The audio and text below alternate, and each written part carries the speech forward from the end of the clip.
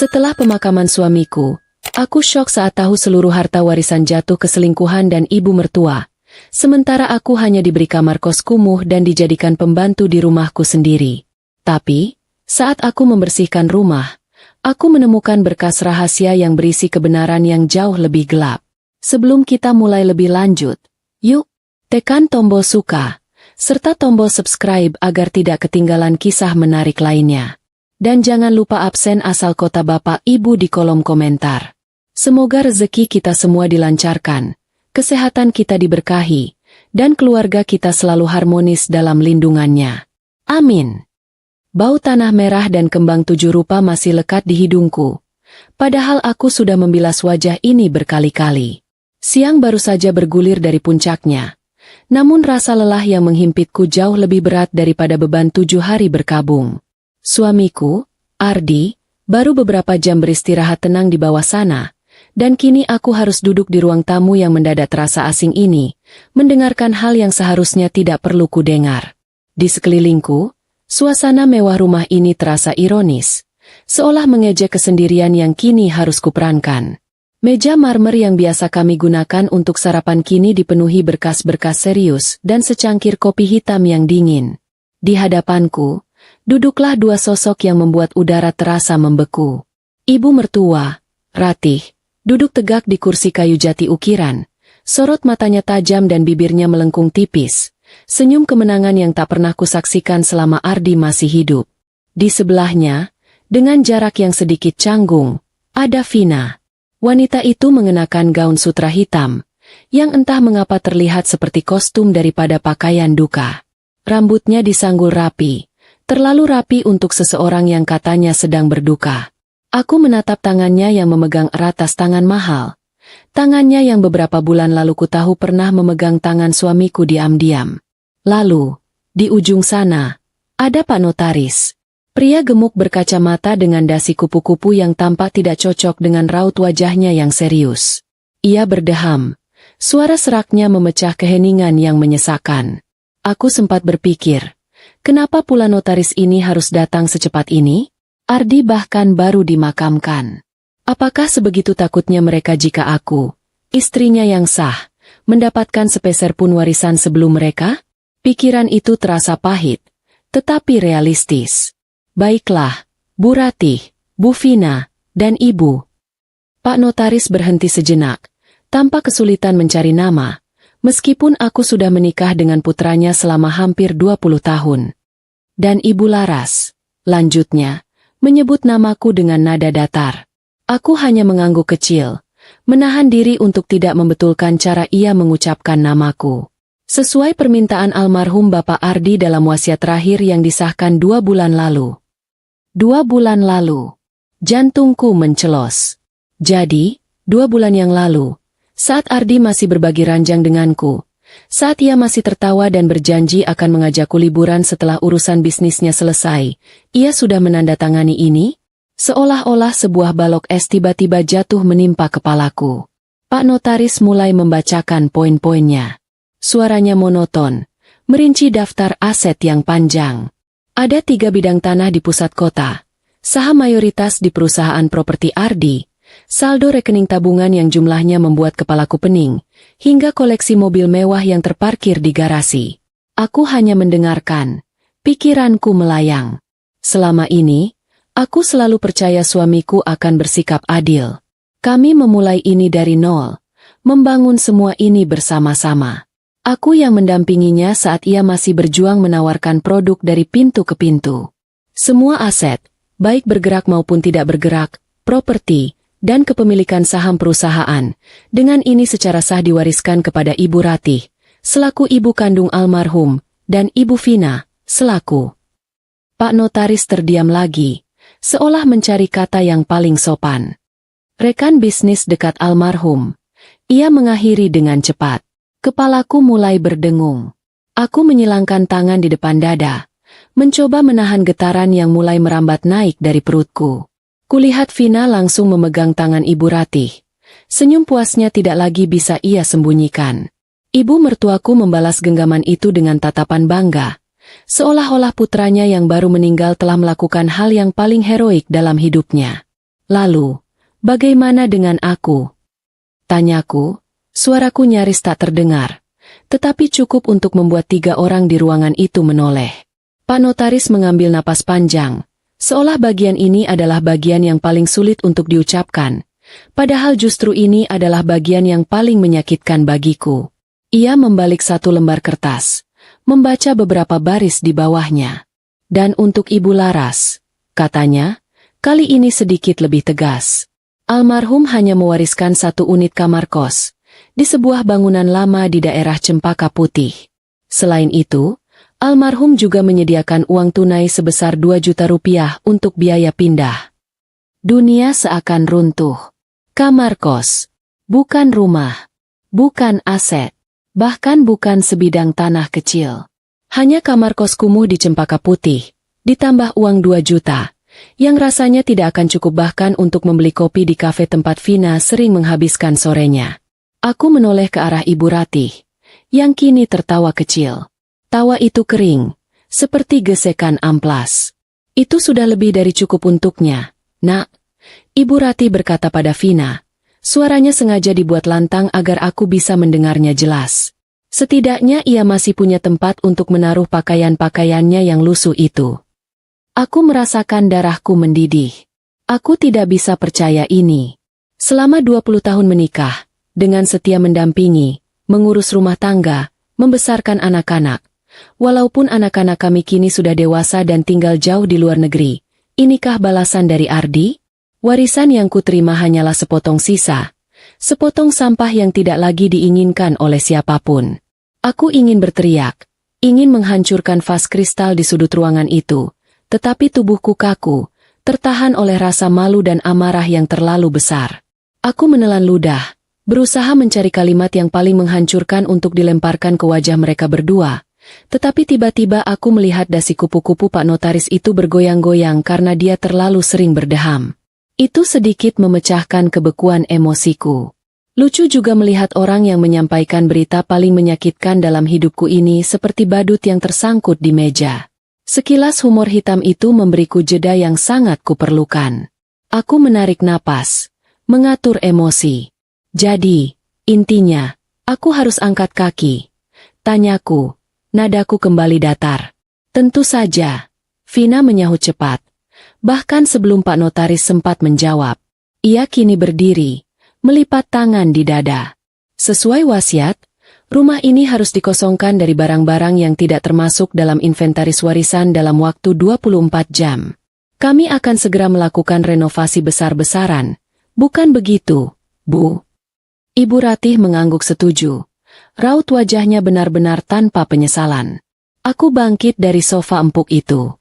Sofa yang dulu kubeli sendiri saat kami pertama kali pindah ke rumah ini. Setiap sudut rumah ini memiliki ceritaku, keringatku, dan air mataku. Tetapi kini, semua itu tak lagi berarti di mata hukum, apalagi di mata 2 wanita licik ini. Aku berjalan menuju pintu tanpa menoleh lagi. Tak ada salam perpisahan. Tak ada ucapan duka tulus dari mereka. Hanya punggungku yang terasa panas seperti dibakar api kebencian. Saat melangkah keluar, aku melihat sepasang sepatu hak tinggi baru tergeletak di depan pintu, sepertinya milik Vina. Sepatu itu mengilat mahal. Aku sempat berpikir, alangkah mudahnya hidup ini bagi sebagian orang. Hanya dengan menjadi simpanan, kini mereka bisa berjalan di atas penderitaanku. Perjalananku menuju Cempaka Putih terasa seperti perjalanan terjauh dalam hidupku. Aku menyewa taksi online, membawa 1 koper berisi pakaian dan 1 kardus kecil berisi beberapa foto dan piring keramik favoritku. Sopir taksi itu sesekali melirik ke kaca spion. Mungkin bingung melihat seorang wanita parubaya yang seharusnya baru saja pulang dari pemakaman, malah menuju alamat kos-kosan kumuh di pinggir kota. Ketika sampai, bangunan itu persis seperti yang kubayangkan. Tua, kusam, dan bau lembab. Temboknya ditumbuhi jamur, catnya mengelupas, dan jendelanya berdebu tebal. Kamar kos yang diwariskan padaku berada di lantai 2, menghadap langsung ke lorong sempit yang gelap. Saat aku membuka pintu, aroma apek langsung menyeruak. Kamar itu kecil, hanya muat untuk 1 ranjang lipat, sebuah meja kecil, dan lemari besi yang sudah berkarat. toiletnya di luar, berbagi dengan beberapa penghuni lain. Aku meletakkan koperku di lantai, dan untuk pertama kalinya sejak pemakaman tadi pagi, aku membiarkan air mataku tumpah. Bukan karena sedih ditinggal Ardi, kesedihan itu sudah menjadi bagian lain dari hatiku. Air mata ini tumpah karena sakit hati, karena penghinaan yang tak termaafkan. Bagaimana mungkin seorang suami yang kukira mencintaiku, meninggalkanku dengan warisan berupa kekalahan total ini? Ia menjatuhkanku dari kehidupan mewah yang kami bangun bersama, dan melemparkanku ke tempat ini, ke tempat yang bahkan tidak layak kusebut rumah. Aku duduk di tepi ranjang lipat yang berderit. Kamar ini terasa panas, pengap, dan sunyi. Sunyi yang menusuk, tanpa suara Ardi, tanpa suara gelak tawa, tanpa suara apapun yang biasa kudengar di rumah mewah itu. Aku membuka kardusku, mengeluarkan piring keramik biru kesayanganku. Piring ini hadiah ulang tahun pernikahan kami yang kelima. Aku memegang piring itu erat-erat. Kemudian aku melihat bayanganku di pantulan jendela kaca yang kotor. Wajahku pucat, mataku sembab, tetapi di sana, di balik kelelahan itu, aku melihat percikan api. Saat itu, aku memutuskan satu hal. Aku mungkin telah kehilangan segalanya, tetapi aku tidak akan membiarkan mereka mengambil martabatku. Aku akan mencari tahu apa yang sebenarnya terjadi. Kamar koskumu ini mungkin adalah penjara yang Ardi berikan. Tetapi kini, kamar ini adalah markas baruku. Aku bukan lagi nyonya besar di rumah mewah itu. Aku kini hanyalah rasi penghuni kos yang baru. Dan hidup ini seringkali memiliki skenario paling lucu ketika kita sudah berada di titik terendah. Sore menjelang. Aku sadar. Aku harus bertahan. Aku tak punya uang banyak. Aku tak punya koneksi. Dan aku tak punya tempat lain untuk pergi. Aku harus kembali ke rumah itu. Bukan sebagai istri, bukan sebagai pemilik, tetapi sebagai satu-satunya cara untuk bertahan, sebagai pembantu. Aku tahu Vina dan Ibu Ratih akan menerimaku hanya untuk menikmati penderitaanku. Dan aku, demi menemukan jawaban, akan menelan harga diri ini. Aku menarik napas dalam-dalam, mengambil kunci kamar kos yang terasa berat di telapak tanganku. Kunci ini bukan kunci rumah. Ini adalah kunci untuk sebuah drama yang baru dimulai. Malam itu, aku tidur di ranjang sempit, memeluk piring keramik biru, dan merencanakan langkahku selanjutnya. Matahari belum sepenuhnya terbit, tetapi aku sudah berdiri di depan gerbang besi tinggi itu lagi. Hanya berselang 24 jam sejak aku diusir dari rumah itu, kini aku kembali bukan untuk menuntut hak, melainkan untuk menjual tenaga. Gerbang yang dulu selalu terbuka lebar menyambutku, kini terasa mengintimidasi, seolah tembok besar yang memisahkan antara masa laluku yang nyaman dan kenyataan pahit yang harus kujalani. Aku menekan bel. Tidak ada yang langsung menjawab. Aku menunggunya dengan kesabaran yang entah datang dari mana. 5 menit kemudian, pintu kecil di samping gerbang berderit terbuka. Wajah Ibu Ratih muncul, matanya menatapku dari atas ke bawah, menilai, seolah aku adalah paket yang tidak diinginkan yang baru saja diantar kurir. Sudah datang rupanya, katanya tanpa senyum, tanpa sapaan. Nada suaranya dingin dan penuh kemenangan. Aku sudah menduga kau akan kembali. Di usia begini, memangnya mau mencari pekerjaan apa lagi, Laras? Aku menahan diri untuk tidak membalas. Padahal ingin sekali aku bilang bahwa setidaknya aku punya ijazah dan otak, sementara putranya, almarhum suamiku, dulunya hanya bermodal dengkul dan utang. Tetapi aku bungkam. Aku memaksakan sebuah senyum tipis, senyum yang terasa seperti mengiris bibirku sendiri. Aku perlu biaya hidup, Bu, jawabku singkat. Aku dengar Ibu dan Vina butuh pembantu baru. Bukan butuh, tetapi kasihan. Ibu Ratih memotong cepat, menekankan kata, kasihan, seolah itu adalah gelar kehormatan baru yang dia sandang. Lagi pula, kau sudah hafal seluk-beluk rumah ini. Itu lebih efisien. Gajimu akan kami hitung per hari, dan tidak ada tunjangan. Mengerti? Aku mengangguk lagi. Mengangguk adalah satu-satunya hal yang bisa kulakukan untuk menahan gelombang amarahku. Aku membayangkan jika aku bisa menuang kopi panas ke wajah Ibu Ratih, pasti make up tebalnya akan luntur bersamaan dengan semua kesombongannya. Namun, itu hanya fantasi. Kenyataannya, aku harus melangkah masuk, melewati gerbang itu, menuju kehidupan yang baru sebagai pekerja harian. Rumah itu terasa berbeda. Bukan karena perabotan yang diganti, tetapi energinya. Rumah ini terasa bising, berisik dengan suara musik asing dari ruang tengah dan gelak tawa Vina yang dibuat-buat. Ketika aku masuk, Vina sedang sarapan di meja makan, memakai piyama sutra yang terlalu seksi untuk pagi hari, sambil menyuruh-nyuruh satu pembantu lama, Bei Eroh. Bei Eroh, kenapa jus nanas ini asam sekali, sih? Memangnya kamu tidak tahu kalau aku alergi asam? Vina membentak. Bei Eroh, yang sudah bekerja di sini sejak Ardi kecil, menoleh ke arahku dengan mata memohon. Aku melirik jus nanas itu, yang terlihat sangat segar. Aku tahu Vina hanya mencari-cari masalah. Oh, Laras, kamu sudah datang? Bagus. Vina memanggilku dengan nada manja yang menjijikkan. Tugas pertamamu adalah membersihkan kamar utama. Lantai marmernya kotor. Dan pastikan jangan ada debu setipis rambut pun di nakas. Kau kan sudah tahu sendiri bagaimana standarku, kan? Kamar utama. Kamar tidurku. Kamar tidur kami. Aku menatapnya, dan untuk sesaat, aku melihat bayangan Ardi duduk di samping ranjang, membaca koran pagi. Semua ingatan itu harus kuhapus. Kini, itu adalah kamar tidur Vina. Aku mengambil lem, ember, dan sikat dari gudang belakang. Gudang itu sendiri sudah tidak terurus. Bau sabun murah dan karbol tajam menusuk hidung. Di sana, aku bertemu Bei Eroh. Nyonya Laras. Bei Eroh berbisik sambil menyentuh lenganku dengan iba. Wajahnya yang keriput terlihat sedih. SSTT, panggil aku Laras saja, Bei. Atau, Mbak Laras, kalau ada Vina.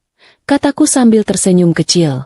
Senyumku berusaha meyakinkan dia bahwa aku baik-baik saja, meskipun hatiku terasa seperti dicabik-cabik. Kenapa jadi begini, Neng? Kami semua tahu Nyonya yang seharusnya berhak atas rumah ini. Sudahlah, Bei, ini sudah suratan takdir. Aku di sini sekarang untuk bekerja. Aku berusaha terdengar santai, meskipun tanganku yang memegang sapu bergetar sedikit. Setidaknya, aku merasa lebih dihargai oleh Bei Eroh dan Pak Jaka, sopir lama kami, daripada oleh Ibu Ratih dan Vina. Aku pun memulai pekerjaan. Tugas pertama, membersihkan kamar utama. Ketika aku masuk ke kamar itu, rasanya seperti masuk ke makam kenangan. Spray baru yang berwarna ungu neon, warna kesukaan Vina, terpasang di ranjang. Semua pakaian Ardi telah hilang.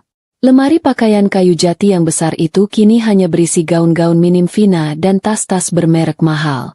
Aku mulai membersihkan lantai marmernya, berlutut sambil menyikat sudut-sudut yang jarang terjamah. Saat aku menyikat di bawah nakas besar yang dulu selalu kutumpuki buku, tanganku menyentuh sesuatu yang keras dan dingin. Itu adalah sebuah kotak musik kecil dari perak, hadiah ulang tahunku dari Ardi 10 tahun yang lalu. Aku ingat, aku selalu menyimpannya di laci khusus. Vina pasti tidak menyadari nilainya, karena kotak itu hanya dilempar begitu saja ke bawah nakas, di antara debu dan permen karet kering yang lengket. Bisa-bisanya hadiah 10 tahun pernikahan kami berakhir seperti sampah di bawah nakasnya. Emosi itu kembali naik, tetapi aku segera mengambil kotak itu dan memasukkannya ke dalam saku celanaku, memutuskan untuk menyimpannya sebagai satu-satunya kenangan nyata dari suamiku. Pekerjaanku berlangsung hingga siang hari.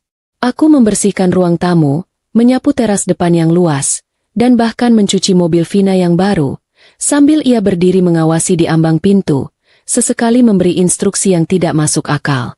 Laras, lapnya jangan terlalu basah, nanti catnya luntur. Bentaknya. Aku mendongak, menatapnya lurus. Cat, mobil ini tidak akan luntur karena lap basah. Vina, ini bukan mobil mainan.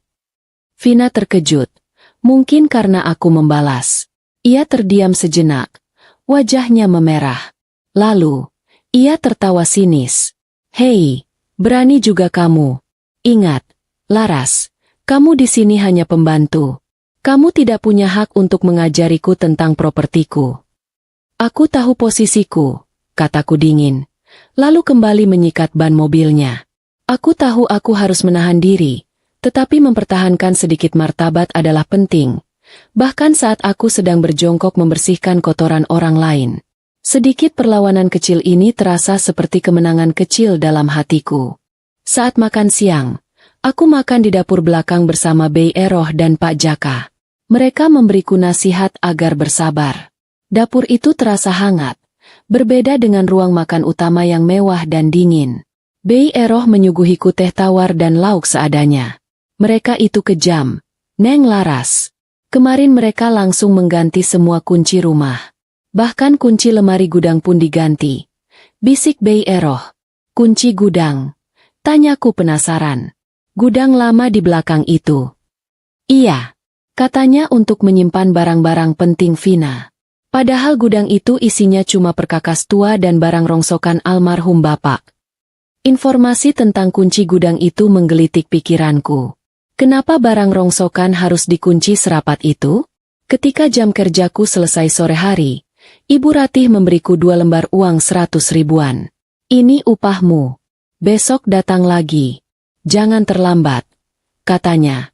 Melemparkan uang itu ke meja seperti aku adalah pengemis. Aku mengambil uang itu tanpa ekspresi, memasukkannya ke dalam saku, dan segera pamit. Aku kembali ke kamar kosku. Kamar ini gelap, tetapi kini terasa lebih aman daripada rumah besar itu. Aku membuka kotak perak kecil itu. Di dalamnya, ada ukiran inisial namaku dan Ardi. Aku tersenyum pahit. Sepertinya, tidak semua ingatan bisa mereka ambil. Malam itu, setelah seharian bekerja keras dan diperlakukan seperti budak di rumahku sendiri, tubuhku terasa remuk. Aku duduk di tepi ranjang, mengeluarkan uang 200 ribu dari saku. Aku merenung. Dengan uang ini, aku harus makan selama 2 hari. Ini tidak cukup. Aku harus memikirkan cara lain. Namun, yang terpenting, aku harus menggunakan waktu bekerjaku di sana untuk mencari tahu. Ada sesuatu yang janggal dalam wasiat ini. Tidak masuk akal. Ardi mungkin pria yang penuh kekurangan, tetapi dia tidak pernah sekejam ini padaku. Aku memutuskan bahwa mulai besok, aku bukan lagi pembantu. Aku adalah mata-mata yang menyamar. Aku akan memperhatikan setiap sudut rumah itu, setiap kata yang mereka ucapkan, setiap berkas yang tergeletak. Tugas pertamaku sebagai mata-mata adalah mencari tahu tentang kunci gudang itu, dan lebih penting lagi, mencari tahu apakah suamiku benar-benar meninggalkan semua ini dengan hati tenang. Aku harus mencari bukti bahwa ada rahasia besar yang mereka sembunyikan di balik wasiat yang tidak adil ini. Aku tahu Vina dan Ibu Ratih ingin melihatku hancur. Tetapi mereka lupa, berlian baru bisa terbentuk setelah melalui tekanan yang luar biasa. Besok, aku akan kembali. Dan kali ini, aku tidak hanya akan membersihkan debu, aku akan membersihkan kebohongan. Rutinitas baruku sebagai pembantu di rumah sendiri adalah cambuk yang dingin, tetapi juga memberiku peluang emas. Setiap pagi aku datang, mengenakan pakaian lusuh yang kontras dengan kemewahan di sekelilingku, dan setiap sore aku kembali ke kamar kosku dengan membawa sedikit upah dan segenggam informasi baru. Aku membiarkan mereka menghinaku, membiarkan mereka menikmati peran sebagai majikan, karena aku tahu, dari posisi rendah inilah aku bisa melihat dan mendengar lebih banyak. 2 minggu berlalu, dan aku mulai mencatat keanehan-keanehan kecil.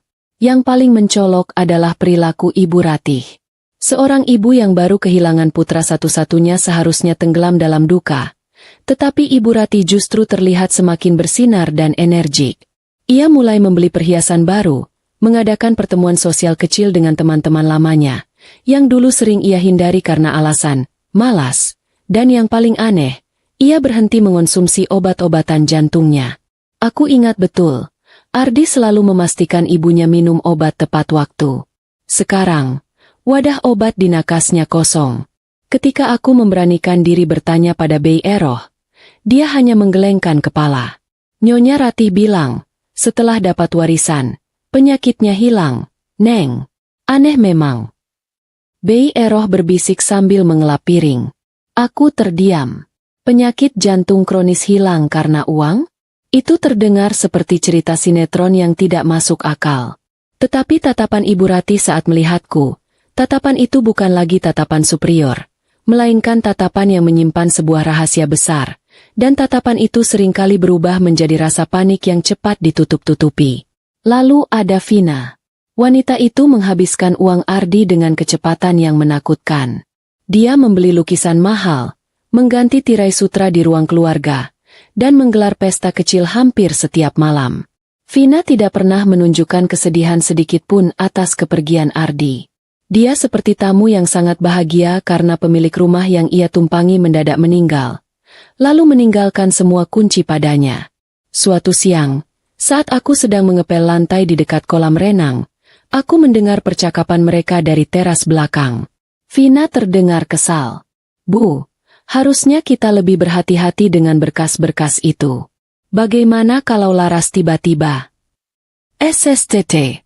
Jangan sebut namanya." Ibu Ratih memotong tajam. "Laras itu bodoh. Dia hanya sibuk dengan sapu dan lapnya. Semua berkas penting sudah aku pindahkan ke tempat yang paling aman. Dia tidak akan pernah menemukannya." "Berhati-hati dengan berkas-berkas? Berkas apa?" "Itu bukan kata sandi, bukan kunci mobil, tapi berkas." "Dan kenapa Ibu Ratih terdengar terlalu yakin bahwa aku bodoh?" Aku berhenti mengepel, pura-pura menyeka keringat di dahiku sambil menguping. Kemudian, Ibu Ratih tertawa kecil, tawa yang membuat bulu kuduku merinding. "Lagi pula, sekarang kita sudah aman. Asuransinya juga sudah cair kan? Jadi, kita tinggal menikmati saja." "Asuransi?" Jantungku kembali berdebar kencang. Ardi memang punya asuransi jiwa besar, polis yang ia buat beberapa tahun lalu. Aku ingat, namanya tertulis sebagai penerima manfaat utama. Namun, saat pembacaan wasiat, Pak Notaris tidak pernah menyebutkan asuransi itu. Kenapa sekarang Ibu Ratih mengungkitnya? Dan kenapa dia bilang, "Sudah cair"? Asuransi sebesar itu biasanya memakan waktu berbulan-bulan untuk diproses. Seketika, kepingan-kepingan puzzle mulai berjatuhan. Kematian Ardi yang mendadak. Dokter bilang serangan jantung mendadak, padahal dia rutin berolahraga. Wasiat yang terburu-buru dan tidak masuk akal. Kegembiraan Ibu Ratih yang berlebihan dan hilangnya penyakit jantungnya. Dan yang terbaru, asuransi yang sudah cair di tangan mereka. Aku kembali ke gudang belakang, tempat aku biasa mengambil perkakas kebersihan. Ini adalah tempat di mana aku dan Bay Eros sering berbagi cerita, dan juga tempat yang disebut Bay Eros sebagai tempat barang rongsokan Ardi yang kini dikunci. Aku mendekati pintu gudang yang tertutup rapat itu. Kunci gembok baru tergantung di sana, mengkilap dan kokoh. "Apa yang kamu lakukan di sana, Laras?" Suara Vina tiba-tiba mengejutkanku dari belakang. Aku terlonjak. Aku cepat-cepat membalikkan badan, memegang ember di tangan. Aku mencari sabun cuci piring yang habis. "Vina, sabun yang biasa kita pakai sudah tidak ada." Aku berbohong dengan cepat, berharap suaraku tidak terdengar panik. Vina melangkah mendekat, hidungnya mengerut seolah mencium bau busuk dariku. Mungkin dia memang mencium bau kesialan, bau seorang istri yang dikhianati dan kini harus mengurus rumah pengkhianatnya. "Lain kali jangan berkeliaran di dekat gudang ini. Kunci gudang ini khusus, dan isinya sangat penting. Kau mengerti?" Desisnya. Suaranya mengandung ancaman yang jelas. "Tentu," jawabku datar. "Aku hanya mencari sabun. Aku tidak tertarik dengan barang rongsokan di dalam." Aku berjalan menjauh, tetapi pikiranku tertinggal di pintu gudang itu.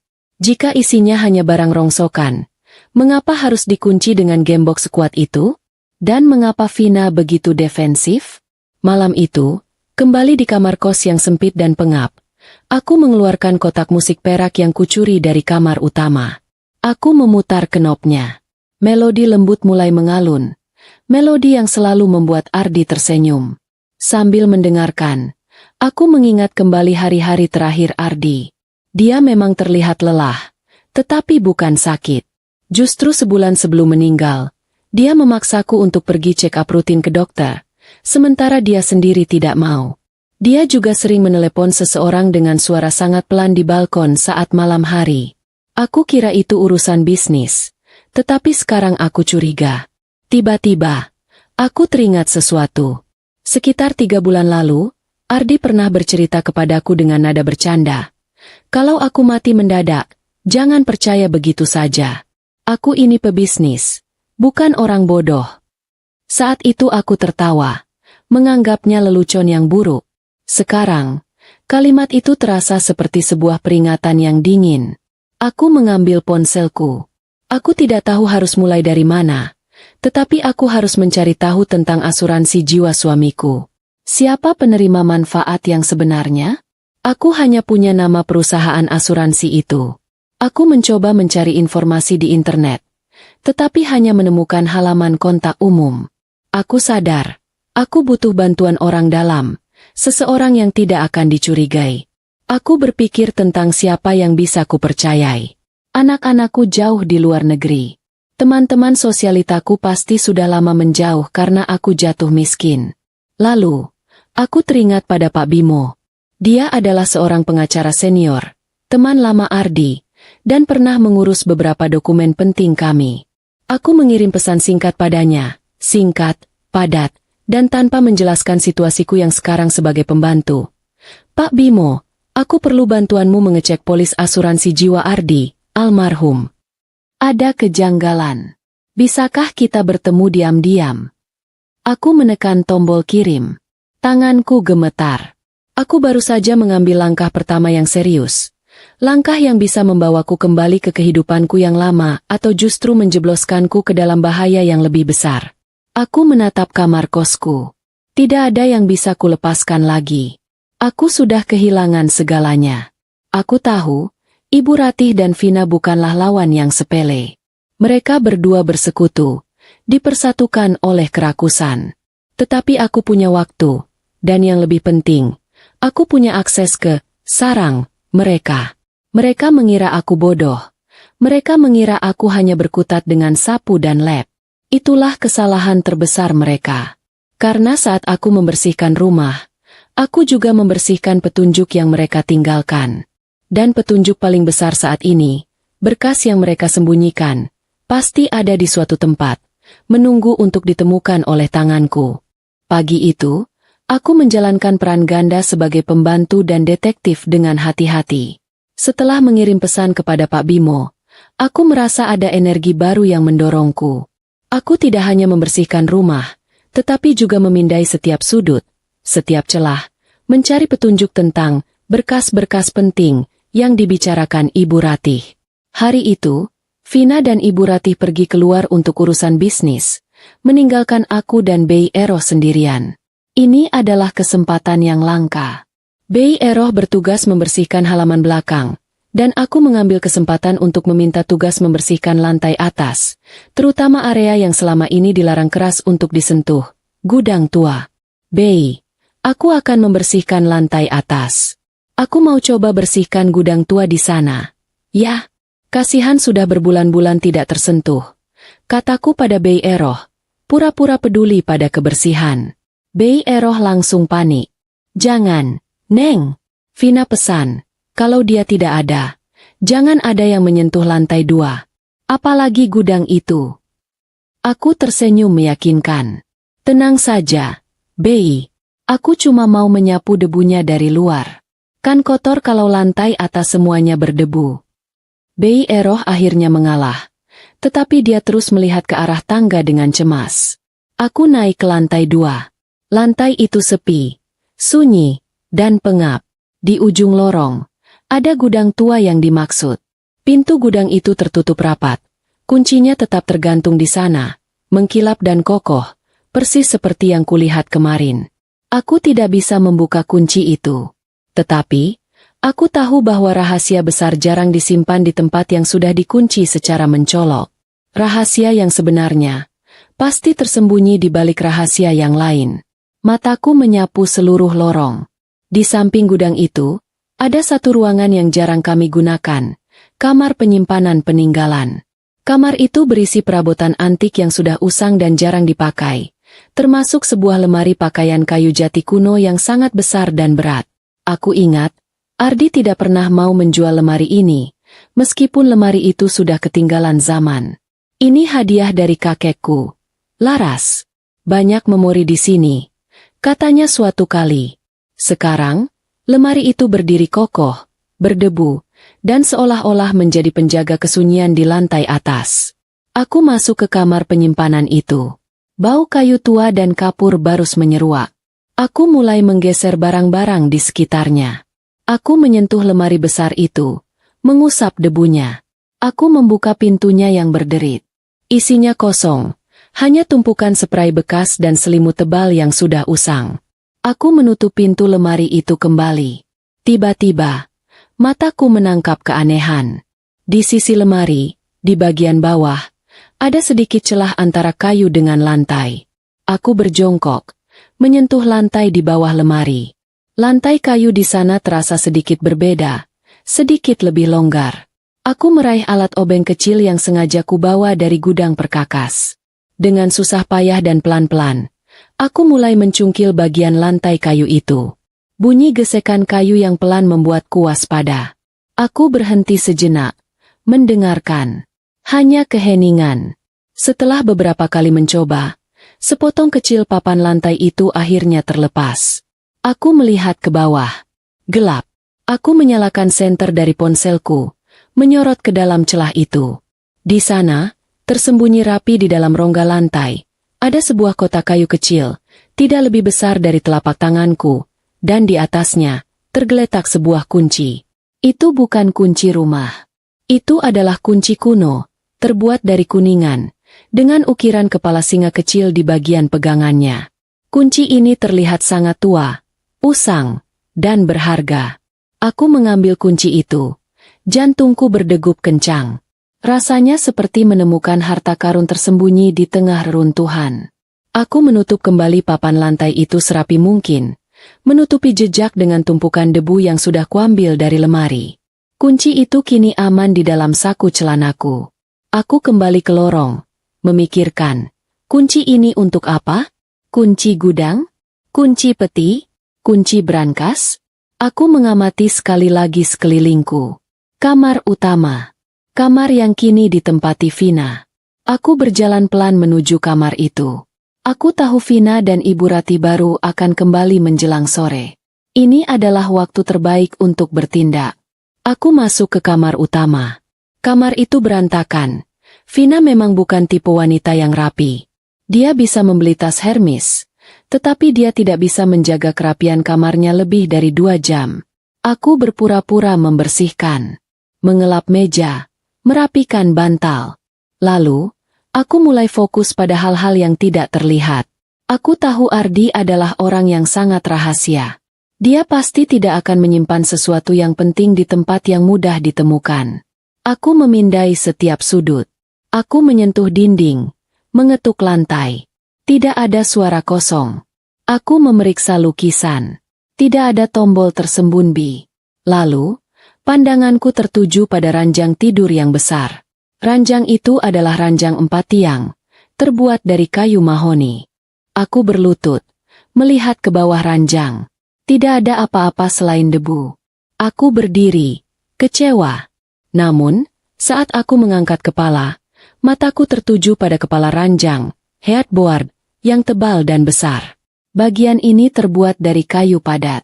Aku mengulurkan tangan dan mulai meraba-raba bagian belakang kepala ranjang itu, di tempat yang tidak akan pernah terlihat kecuali dari belakang.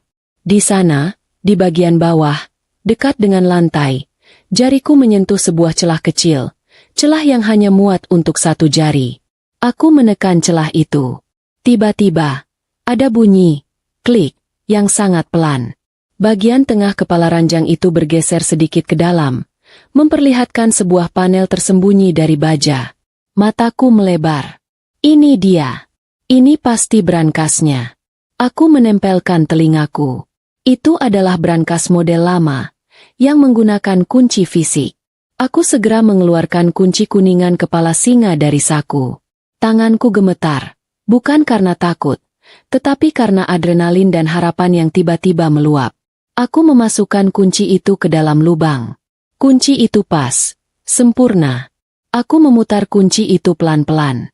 Terdengar bunyi derit logam yang menusuk, seolah brankas itu sudah lama tidak dibuka. Lalu, pintu kecil baja itu terbuka. Di dalamnya, tidak ada emas batangan, permata, atau uang tunai. Yang ada hanyalah seikat tebal berkas yang diikat rapi dengan pita merah, sebuah buku jurnal kecil, dan sebuah flash disk berwarna hitam. Berkas-berkas itu, ini pasti yang Ibu Ratih dan Vina bicarakan. Aku cepat-cepat mengambil semuanya. Aku tidak punya waktu untuk membacanya sekarang. Aku hanya bisa melihat label yang tertulis di map teratas. Polis Jiwa dan Investigasi. Aku syok.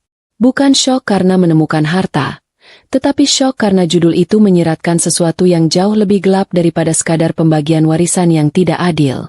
Polis Jiwa. Investigasi. Apakah Ardi tahu dia dalam bahaya? Apakah dia sedang menyelidiki sesuatu? Aku memasukkan berkas, jurnal, dan flash disk itu ke dalam tas belanja kain usang yang kubawa. Tas yang biasanya kupakai untuk membawa lap dan botol cairan pembersih. Dari luar, tas itu terlihat seperti tas pembantu biasa.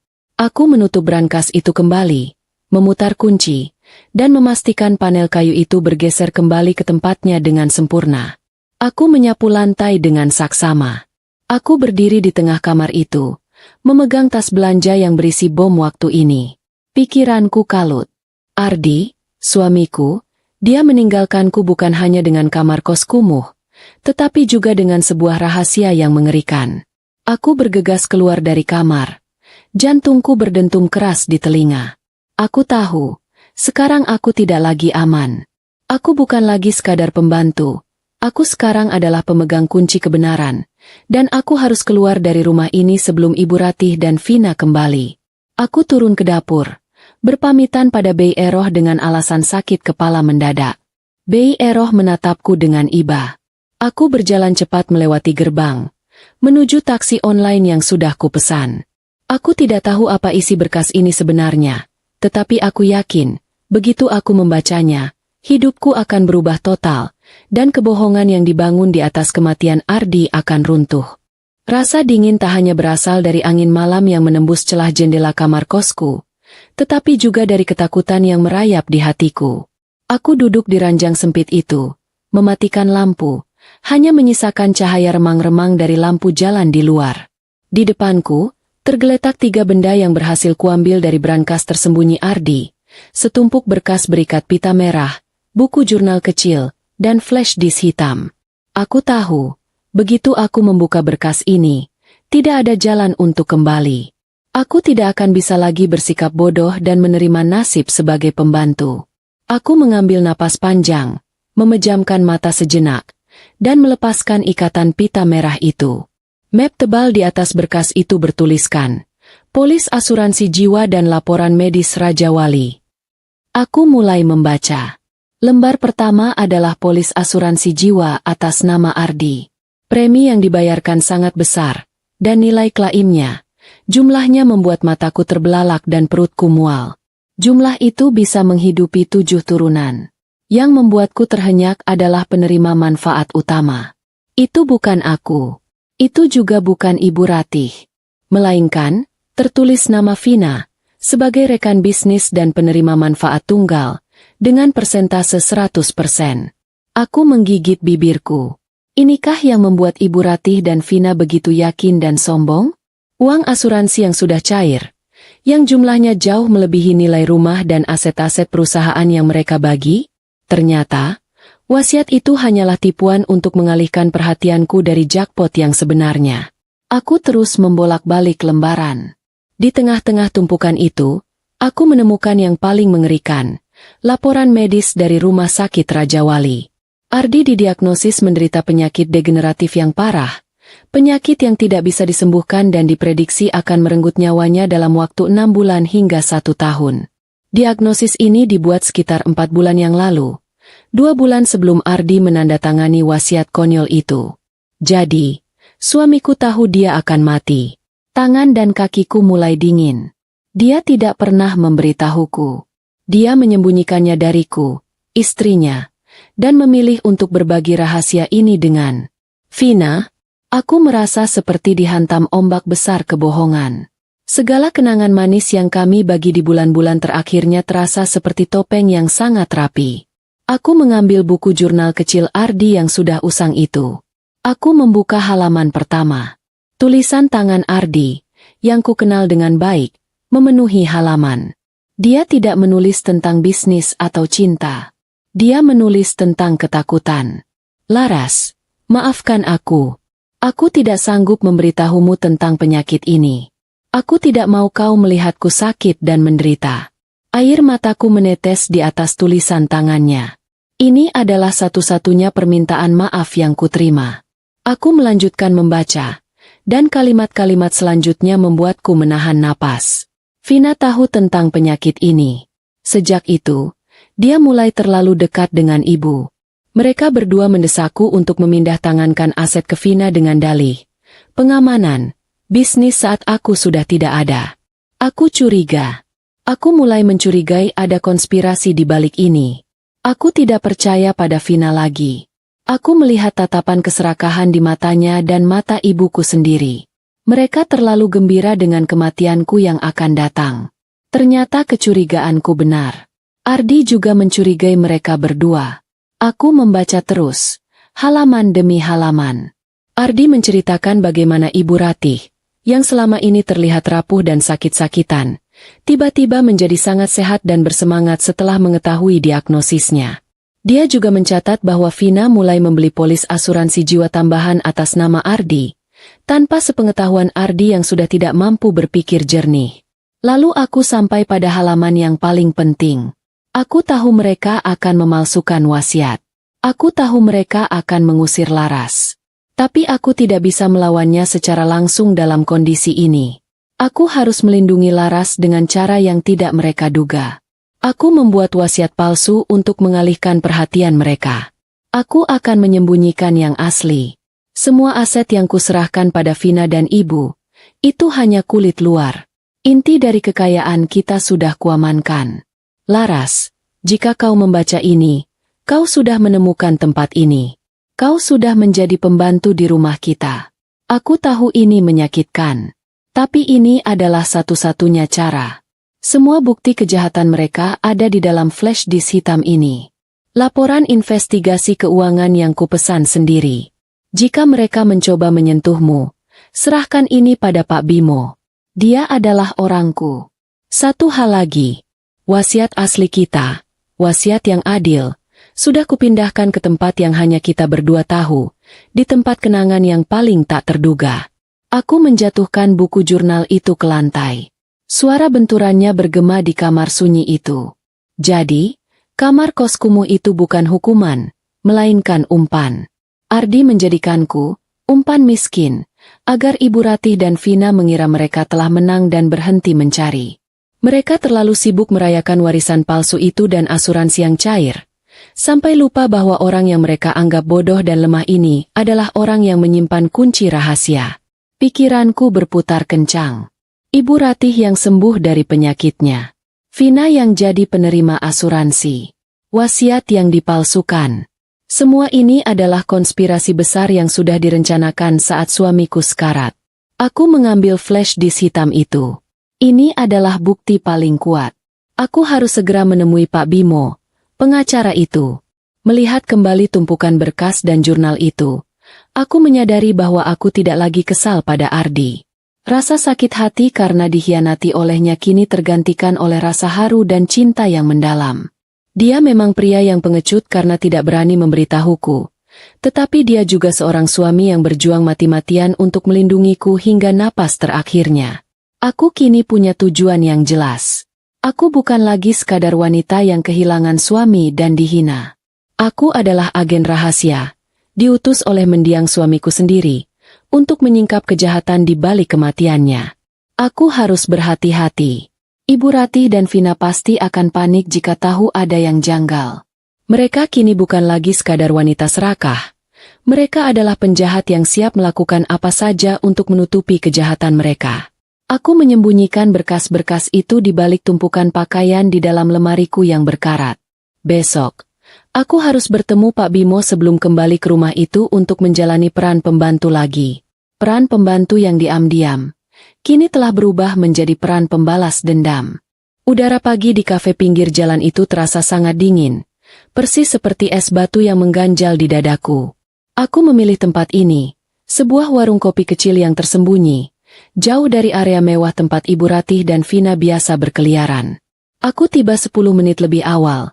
Duduk di bangku kayu sambil memegang tas belanja kain yang kini terasa seperti membawa bom waktu. Di dalamnya, tersembunyi flash disk hitam dan jurnal Ardi. Tepat pukul 10, sebuah mobil sedan hitam berhenti di depan warung. Keluarlah Pak Bimo. Postur tubuhnya yang tegap dan setelan jasnya yang rapi kontras sekali dengan suasana santai warung yang dipenuhi tukang ojek dan pedagang pasar. Dia selalu tampak seperti karakter film tentang pengacara sukses yang terlalu serius. Aku hampir tertawa melihatnya masuk ke kafe itu. Jaket kulit mahalnya seperti tidak rela menyentuh kursi plastik lusuh. Pak Bimo langsung menghampiriku. Matanya menyiratkan keterkejutan melihatku.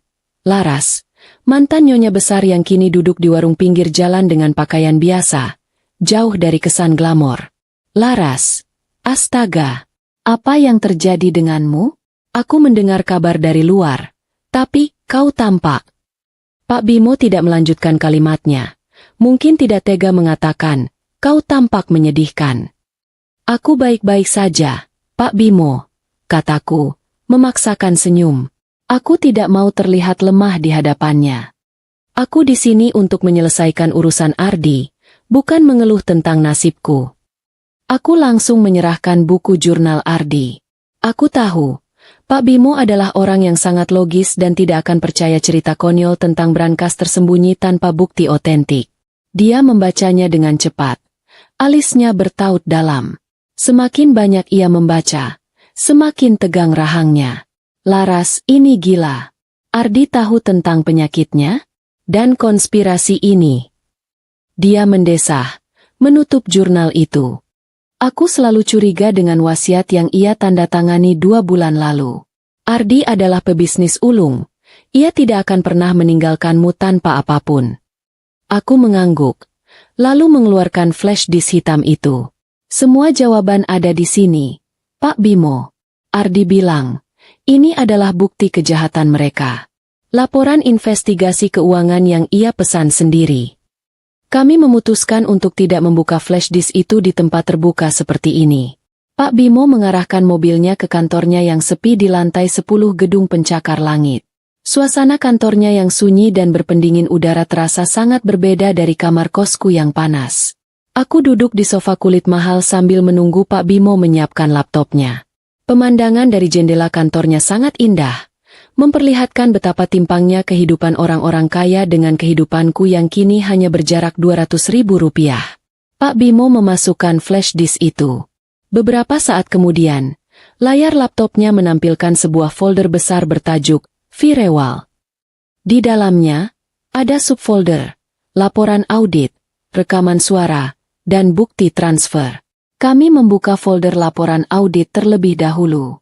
Ardi telah menyewa auditor independen secara rahasia untuk menyelidiki keuangan perusahaannya sendiri. Laporan itu menunjukkan adanya penggelapan dana yang dilakukan oleh Vina selama 6 bulan terakhir, dengan Ibu Ratih sebagai penjaminnya. Jumlahnya tidak main-main, ratusan miliar rupiah, yang perlahan-lahan dipindahkan ke rekening luar negeri atas nama perusahaan cangkang milik Vina. Ini jelas pencucian uang, bisik Pak Bimo, wajahnya tegang. Dan ini adalah upaya pengosongan aset perusahaan sebelum Ardi meninggal.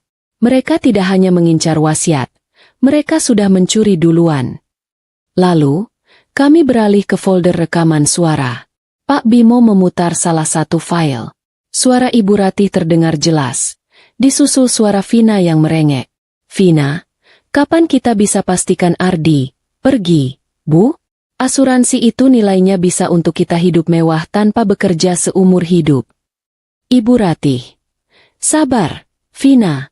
Penyakitnya akan berjalan cepat. Tapi, kita harus pastikan dia tidak mengubah wasiat bodoh itu. Aku sudah menyuruhnya minum obat tidur dosis tinggi setiap malam, agar dia tidak curiga aku membuang obat jantungnya. Biar cepat. Kepalaku terasa pening. Aku tidak bisa menahan diri lagi. Air mata yang selama ini kutahan, kini pecah. Itu bukan air mata sedih, melainkan air mata amarah yang sangat dingin. Obat jantung Ardi. Ibu Ratih bilang ia membuangnya. Itu berarti, kematian Ardi bukan 100% alami. Mereka mempercepatnya. Mereka membuatnya lebih cepat, pergi, agar klaim asuransi bisa dicairkan segera. Mereka adalah pembunuh, atau setidaknya, membiarkan kematian itu terjadi. Laras. Pak Bimo berkata lembut, mematikan rekaman itu. Ini lebih serius dari yang kita duga. Ini bukan sekadar perselisihan warisan. Ini kriminal. Pembunuhan berencana dan penipuan asuransi berskala besar. Aku menyeka air mataku. Amarahku mengubah rasa sakit itu menjadi tekad baja. Ardi sengaja meninggalkanku flash disk ini, Pak Bimo. Dia ingin aku membersihkan namanya dan menghancurkan mereka. Katakan apa yang harus kulakukan. Pak Bimo menarik napas dalam-dalam. Bukti ini sangat kuat. Kita bisa menyerahkan ini ke polisi, dan mereka berdua pasti akan segera ditahan. Tapi, kita akan kehilangan keuntungan. Ardi bilang, wasiat asli masih tersembunyi di tempat kenangan yang hanya kalian berdua tahu. Kita harus mencari itu dulu. Kenapa? Tanyaku. Jika kita menyerahkan bukti ini sekarang, mereka akan dipenjara. Tapi semua aset yang sudah mereka transfer, termasuk uang asuransi, akan dibekukan, dan akan memakan waktu bertahun-tahun untuk kembali ke tanganmu. Kita butuh wasiat asli itu untuk mengklaim aset yang kini tersisa dan memiliki landasan kuat di mata hukum untuk merebut kembali yang dicuri. Pak Bimo benar. Aku tidak ingin hanya memenjarakan mereka. Aku ingin mengambil kembali apa yang menjadi hakku, apa yang sudah kuraih bersama Ardi. Aku akan kembali ke rumah itu, kataku, tatapanku lurus. Aku akan mencari wasiat asli Ardi. Ardi bilang tempat kenangan yang paling tak terduga. Pak Bimo menatapku. Ada campuran rasa khawatir dan kagum di matanya. Hati-hati. Laras, kau sekarang adalah ancaman terbesar mereka. Aku akan segera membuat salinan dari flash disk ini dan menghubungi beberapa rekan untuk mempersiapkan langkah hukum kita. Sementara itu, kau harus tetap menjadi si pembantu yang bodoh dan patuh di mata mereka. Aku mengangguk. Aku memeluk tas belanja kainku erat-erat.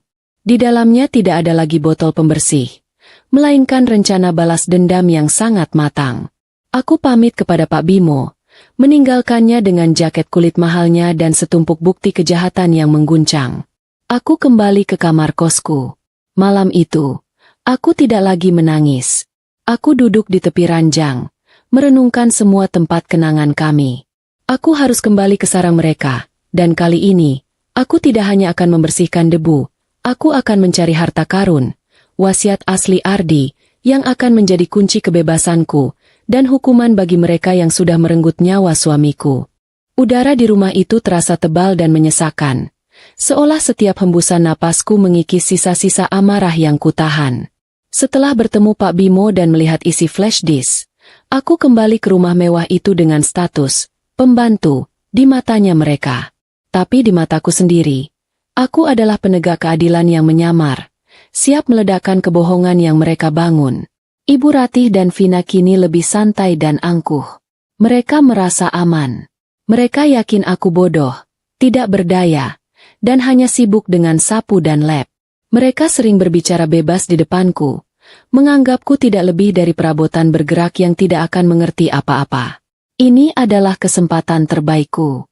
Hari itu, aku ditugaskan untuk membersihkan area ruang kerja lama Ardi. Ruangan itu kini sudah diubah menjadi ruang gym pribadi Vina.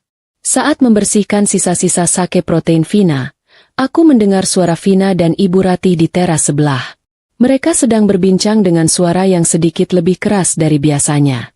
Kenapa klaim asuransi yang kedua agak lama, sih? Aku butuh uang itu untuk treatment di Korea. Vina mengeluh. Sabar, nak. Itu kan polis tambahan yang kau buat. Butuh proses. Untungnya Ardi tidak sempat membacanya.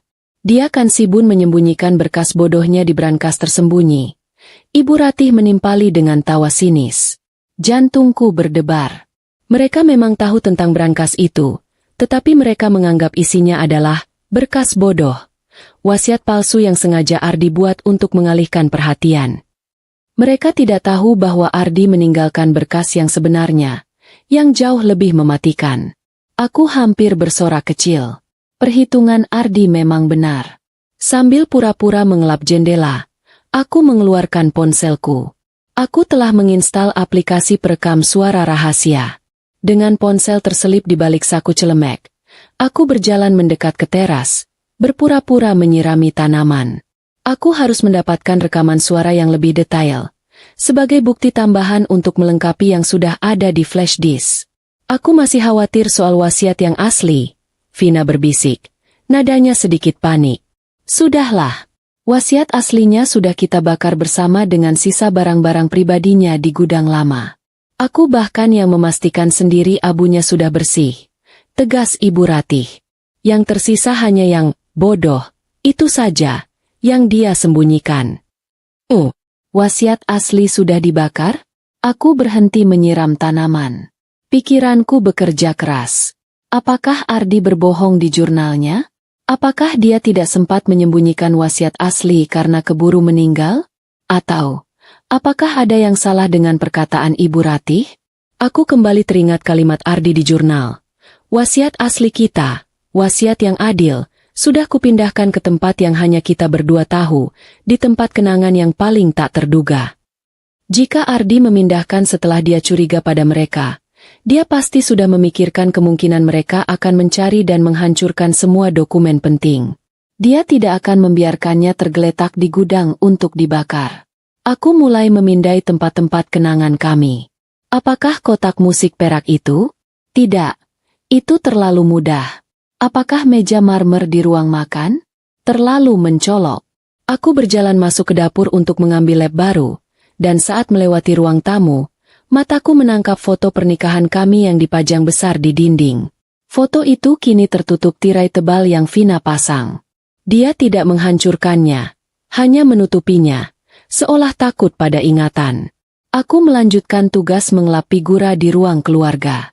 Saat itu, aku melihat Vina sedang sibuk dengan ponselnya. Dia sedang memesan desainer interior baru. Pokoknya ganti semua karpetnya. Ganti wallpaper di kamar utama. Aku tidak mau ada sisa-sisa masa lalu di rumah ini, katanya keras-keras ke telepon, sambil sesekali melirikku dengan puas. Saat Vina sibuk, aku mengambil kesempatan untuk mendekati meja kerjanya yang penuh dengan kertas-kertas tagihan. Aku melihat sebuah kwitansi kecil yang tergeletak. Itu adalah kwitansi dari sebuah toko emas, untuk pembelian kalung berlian besar atas nama Vina. Aku mengambil ponselku, dan dengan gerakan secepat kilat, aku memotret kwitansi itu. Mungkin kwitansi ini tidak berarti apa-apa, tetapi ini adalah bukti pengeluaran yang berlebihan dan mencurigakan, yang bisa menguatkan tuntutan pencucian uang. Aku menyimpan ponsel dan kwitansi itu.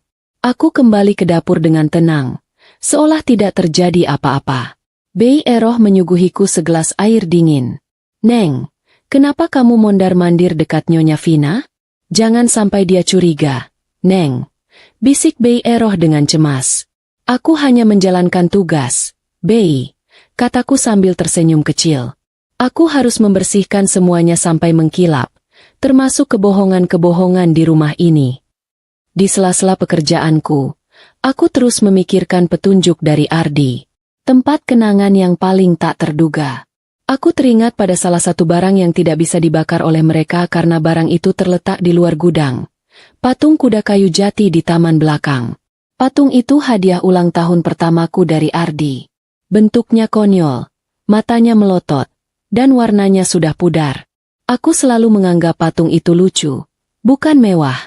Aku ingat, setiap kali kami memiliki rahasia atau surat cinta yang ingin kami sembunyikan dari anak-anak saat mereka kecil, kami selalu menyembunyikannya di balik kuping patung kuda itu. Itu pasti dia. Tempat kenangan yang paling tak terduga, yang mereka anggap rongsokan taman, dan tidak akan repot-repot dibakar atau dijual. Aku harus menunggu kesempatan lain. Aku tidak bisa mengambil risiko mencari di taman sekarang, karena taman itu bisa terlihat jelas dari jendela ruang tamu.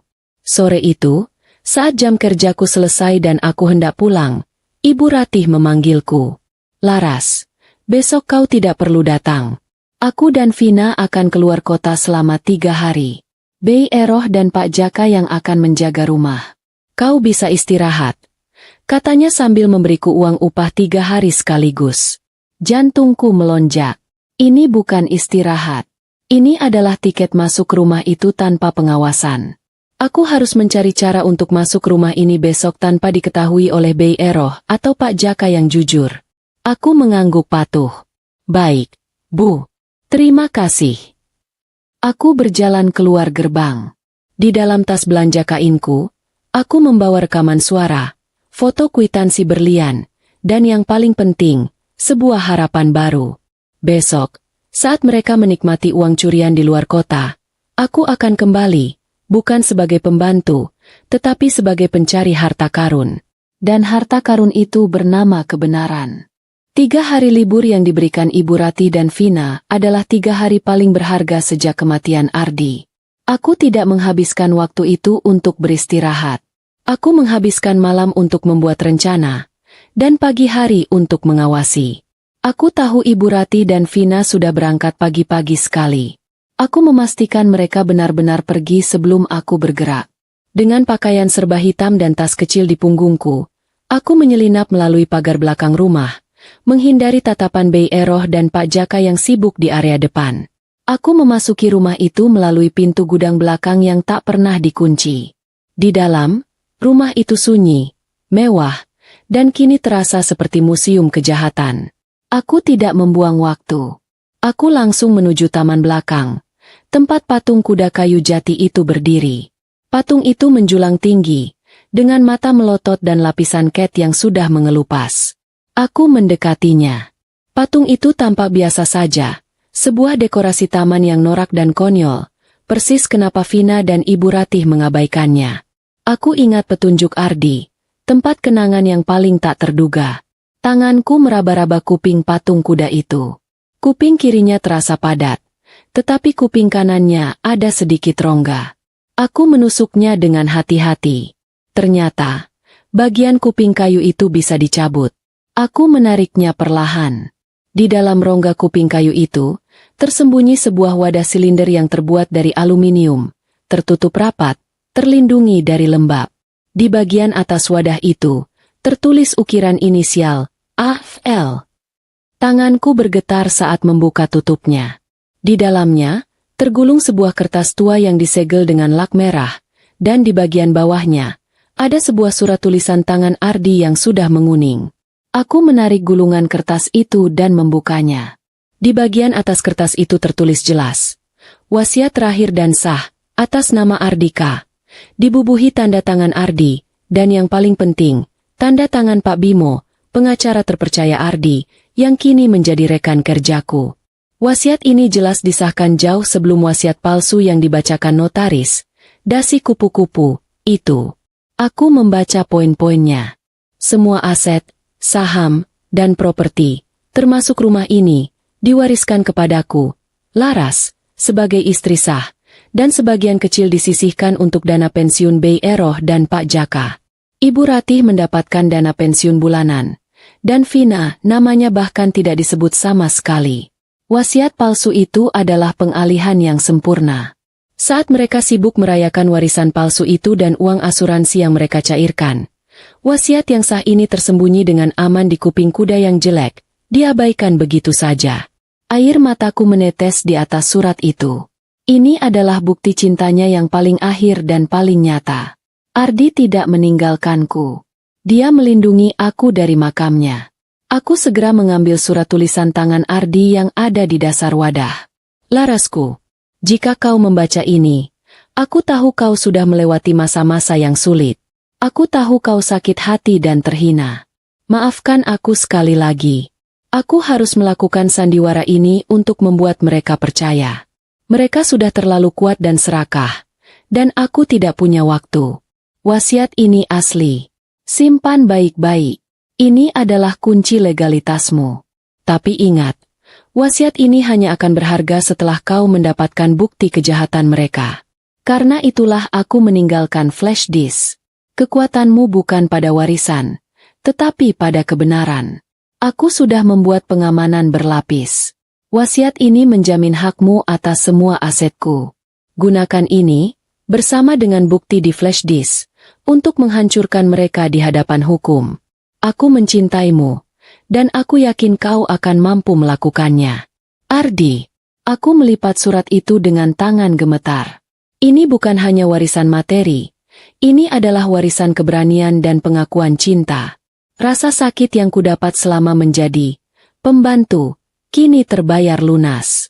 Ardi tidak meninggalkanku sebagai sampah, ia meninggalkanku sebagai ratu di atas papan catur yang rumit. Aku segera menyimpan wasiat asli dan surat Ardi itu ke dalam tas kecilku. Sekarang, aku memiliki 2 senjata mematikan, bukti kriminal, flash disk, dan bukti legalitas, wasiat sah. Aku melangkah keluar dari taman, menuju pintu depan rumah. Aku tidak lagi berniat menyelinap keluar. Aku berjalan ke pintu depan. Aku membuka pintu itu lebar-lebar dan berdiri di tengah ambang pintu. Aku tersenyum tipis. Rumah ini milikku. Bukan lagi sekadar rumah yang pernah menjadi milikku, tetapi rumah yang kini sah dan akan kembali ke tanganku. Aku mengirim pesan singkat kepada Pak Bimo. Aku menemukannya. Hubungi notaris yang terpercaya. Jadwalkan pertemuan konfrontasi segera setelah mereka kembali. Aku siap. Setelah memastikan pesan terkirim, aku berjalan keluar, menutup pintu itu perlahan. Aku meninggalkan keheningan, tetapi aku tahu, dalam 3 hari, keheningan ini akan berubah menjadi badai besar. Aku kembali ke kamar kosku. Tempat yang dulu kurasa kumuh dan menyedihkan, kini terasa seperti tempat perlindungan paling aman di dunia. Aku duduk, memegang wasiat itu di tangan. Aku tidak lagi merasa lelah. Yang kurasakan hanyalah dinginnya tekad. Vina dan Ibu Ratih akan kembali dari liburan mereka, merasa menang dan kaya raya. Mereka tidak tahu bahwa mereka sedang berjalan ke dalam perangkap yang dibuat oleh pria yang mereka bunuh. Hari itu, aku mengenakan pakaian terbaik yang masih kumiliki, bukan lagi celemek lusuh yang kujadikan seragam penyamaran. Aku tidak datang sendirian. Di sebelahku berdiri Pak Bimo, mengenakan setelan jas terbaiknya, membawa tas kulit besar berisi dokumen-dokumen legal. Di belakang kami, ada seorang notaris resmi yang tampak bingung tetapi profesional, serta 2 orang pengawal pribadi yang disewa Pak Bimo. Kami berdiri di depan gerbang besi tinggi itu. Aku menekan bel, bukan dengan rasa takut atau ragu, melainkan dengan ketenangan yang mematikan. Setelah beberapa saat, pintu terbuka. Ibu Ratih berdiri di sana, memegang tas belanja merek mahal, baru saja kembali dari liburan mewahnya. Wajahnya langsung berubah drastis saat melihatku. Laras, kenapa kau ada di sini? Bukannya kau libur 3 hari? Siapa orang-orang ini? Tanyanya. Nadanya langsung berubah tajam, penuh curiga. Selamat siang, Bu Ratih. Sapa Pak Bimo, suaranya dingin dan berwibawa. Kami datang atas nama Nyonya Laras, istri sah almarhum Bapak Ardi. Kami di sini untuk urusan warisan. Ibu Ratih tertawa. Tawa yang terdengar palsu dan serak. Tawanya itu seperti suara garpu yang digoreskan di piring, tajam dan menyakitkan. Urusan warisan? Bukannya sudah selesai? Dia sudah mendapatkan kamar kos kumuhnya. Lalu mau apa lagi? Tiba-tiba, Vina muncul dari belakang. Ia mengenakan gaun sutra baru. Di lehernya melingkar kalung berlian yang kwitansinya sempat kulihat dan kupotret. Ia melihatku, dan senyum sinis langsung merekah. Laras datang mau minta THR. Bu, kasihan, pasti uang kosnya sudah habis. Ejek Vina, melipat tangan di dada. Suruh dia pergi. Bu, aku tidak mau ada debu di pintu masuk. Aku melangkah maju, melewati mereka. Langkahku mantap, dan setiap langkah itu mengikis kepercayaan diri mereka. Aku berhenti di tengah ruang tamu, di sofa yang dulu kubeli, tempat notaris, dasi kupu-kupu, itu membacakan wasiat palsu. Aku tidak datang untuk meminta THR, Vina, kataku, Suaraku tenang dan bergetar karena emosi yang tertahan. Aku datang untuk mengklaim apa yang menjadi hakku. Dan untuk mengungkap kejahatan kalian. Wajah Ibu Ratih dan Vina langsung pucat. Mereka saling pandang. Pak Bimo maju, meletakkan tas kulitnya di meja marmer. Kami meminta agar kalian berdua duduk. Notaris ini akan membacakan wasiat yang sah. Wasiat yang disembunyikan almarhum, kata Pak Bimo. Wasiat sah? Omong kosong, teriak Ibu Ratih. Suaranya pecah. Wasiat sah sudah kami bakar. Kami tahu Ardi menyembunyikan berkas bodoh. Tapi itu palsu. Dia hanya ingin mengalihkan perhatian kami. Benarkah, Bu Ratih? Tanyaku lembut. Aku mengeluarkan gulungan kertas dari tas tanganku. Wasiat yang sudah menguning, lengkap dengan lak merah dan tanda tangan Pak Bimo. Aku meletakkannya di atas meja. Atau wasiat yang kalian bakar itu hanyalah dokumen yang sengaja dibuat Ardi untuk kalian temukan. Sementara wasiat yang sesungguhnya tersembunyi di tempat yang paling tak terduga. Vina langsung berlari ke lorong, menuju kamar utama. Ia pasti teringat brankas tersembunyi itu. Tapi aku tersenyum. Brankas itu sudah kosong. Percuma kau lari, Vina. Isi brankas itu sudah kuambil 2 hari lalu. Termasuk jurnal Ardi yang mencatat semua kecurigaannya padamu dan ibu. Kataku, membuat Vina terhenti di tengah tangga. Ibu Ratih ambruk di sofa. Ekspresinya kini bukan lagi angkuh, melainkan panik dan ketakutan. Pak Notaris yang kami bawa, seorang wanita paruhbaya yang tenang, mulai membacakan wasiat asli itu. Ia membaca dengan suara lantang, menggarisbawahi setiap poin penting. Mulai dari kepemilikan saham, properti, hingga saldo rekening. Semua diwariskan kepadaku, Laras. Dengan demikian, berdasarkan wasiat sah ini, Nyonya Laras adalah pemilik tunggal rumah ini dan seluruh aset utama almarhum. Tutup notaris itu. Vina turun dari tangga. Matanya melotot. Tidak mungkin. Kau memalsukannya. Bagaimana kau bisa mendapatkannya? Ardi menyembunyikannya di kuping patung kuda di taman. Kataku, tersenyum sinis. Melihat ekspresi mereka saat mendengar kuping patung kuda, rasanya sebanding dengan semua penderitaanku. Sekarang, mari kita beralih ke bagian yang lebih serius, kata Pak Bimo. Dia mengeluarkan flash disk hitam dari amplopnya dan meletakkannya di meja, tepat di samping kalung berlian Vina. Polis asuransi jiwa senilai ratusan miliar yang telah dicairkan Vina, wasiat palsu, dan penggelapan dana perusahaan selama 6 bulan terakhir. Pak Bimo merinci dengan tenang. Semua itu didukung oleh bukti di flash disk ini, termasuk rekaman suara yang mengindikasikan adanya konspirasi untuk mempercepat kematian almarhum dengan memanipulasi obat-obatan. Ibu Ratih mulai menangis histeris. Tidak, aku tidak membunuhnya. Aku hanya membuang obatnya. Aku tidak tahu akan secepat itu. Pengakuan itu terasa seperti belati yang menusuk. Aku menatapnya. Rasa kasihan sudah lenyap. Yang tersisa hanya rasa jijik. Vina, yang lebih pintar, mencoba melarikan diri ke pintu belakang. Tetapi pengawal yang dibawa Pak Bimo langsung menghalanginya. Kau tidak bisa kemana-mana, Vina, kataku, kini berdiri tegak di hadapannya. Kau mencuri suamiku, kau mencuri hartaku, dan kau mempercepat kematiannya. Sekarang, kau harus membayar semuanya. Aku melangkah mendekat ke Vina, mengambil kalung berlian di lehernya, dan melemparkannya ke lantai. Kalung itu bergemerincing. Selamat, Vina. Liburanmu sudah berakhir. Kataku, mulai hari ini, kau bukan lagi nyonya rumah. Kau adalah tersangka utama dalam kasus pembunuhan berencana dan penipuan asuransi. Aku menoleh ke arah Pak Bimo. Pak Bimo, saya serahkan sisa urusan ini kepada Bapak. Tolong pastikan setiap kejahatan mereka dibalas setimpal dengan hukum. Aku berjalan menjauh dari kekacauan itu. Aku tidak perlu melihat mereka ditangkap.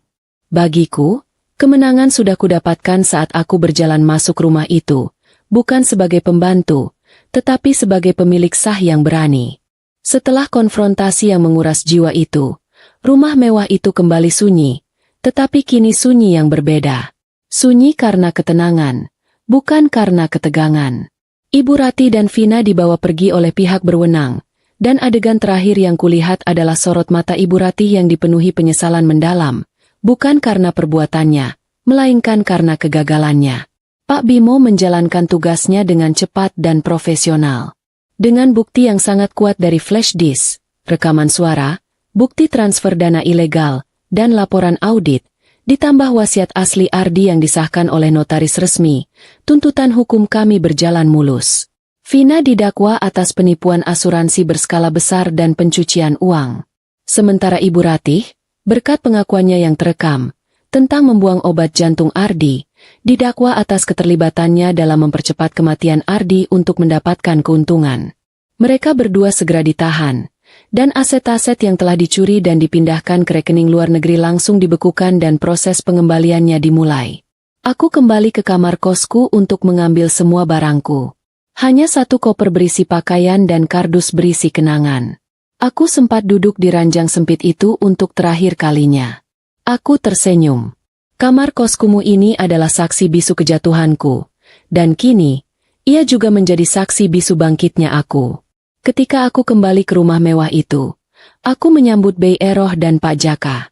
Mereka menangis haru saat aku memberitahu bahwa mereka akan mendapatkan hak-hak mereka sesuai wasiat Ardi yang sah, termasuk dana pensiun yang dijamin. Kebahagiaan mereka sedikit meringankan beban di hatiku.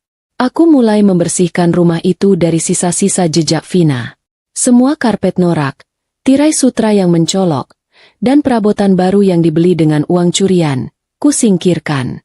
Aku mengembalikan kamar utama ke suasana aslinya, tempat yang tenang, tidak ada lagi spray ungu neon. Beberapa minggu kemudian, aku menerima kabar dari Pak Bimo. Proses hukum berjalan sesuai rencana. Vina mendapatkan hukuman yang sangat berat.